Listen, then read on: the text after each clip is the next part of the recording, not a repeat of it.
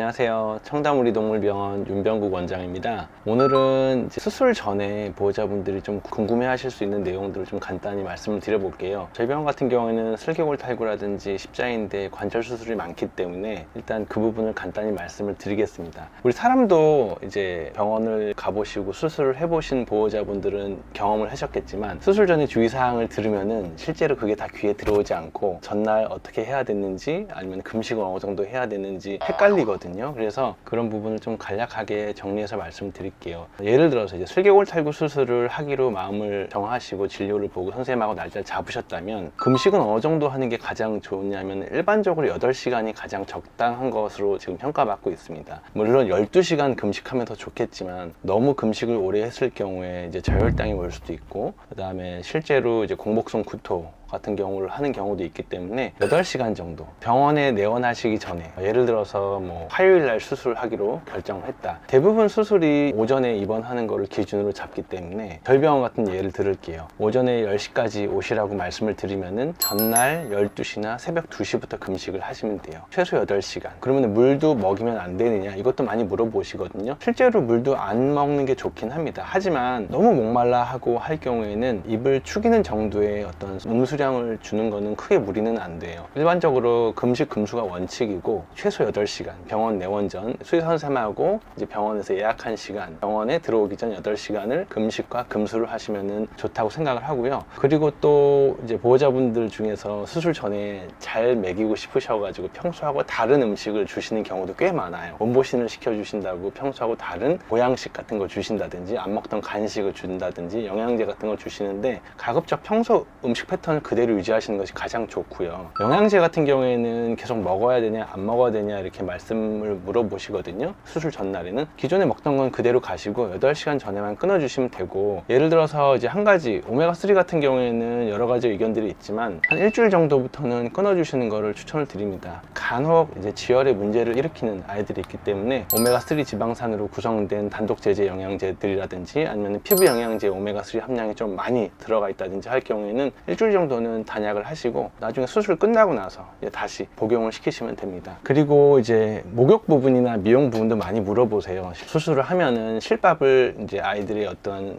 상처 부위에 따라서 뭐 일주일이나 아니면 길게는 2주 있다 실밥을 푸는 경우가 있기 때문에 거의 2주 정도는 목욕을 못 한다고 보시면 될 것 같아요. 따라서 수술하기 전에 목욕을 한번 하고 오시는 게 아이들의 청결 상태라든지 보호자도 그걸 훨씬 더 좋아하시기 때문에 목욕은 한번 하시고 미용 같은 경우에는 이제 관절 수술 같은 경우에는 그 대부분 관절이 안 좋은 애들이 수술을 하기 때문에 수술 전에 미용을 하게 되면 오래 서 있어야 되거든요. 그래서 한 2시간 막 길게는 가위컷을 할 경우에는 3시간 가까이 서 있기 때문에 정말 필요한 거가 아니면은 미용은 꼭 추천을 드리지 않습니다. 왜냐하면은 수술하기 전에 오히려 또 관절에 부담이 될 수 있거든요. 그래서 그런 3가지 목욕 부분이라든지 미용 부분 그 다음에 수술 전에 먹지 말아야 될 음식이나 영양제 그리고 아이들의 어떠한 금식 상태는 8시간 정도 유지하면 된다고 정리를 하면 딱 좋을 것 같아요. 그리고 한 가지 심장병이 있는 애들이라든지 꼭 이제 인슐린을 맞아야 되는 아이들 같은 경우에 있어요. 수술 시간하고 상관없이 정량의 어떤 중요한 약이 들어가야 되는 경우는 그대로 먹이시는 걸 추천드립니다. 왜냐하면은 뭐 가루약이라고 하더라도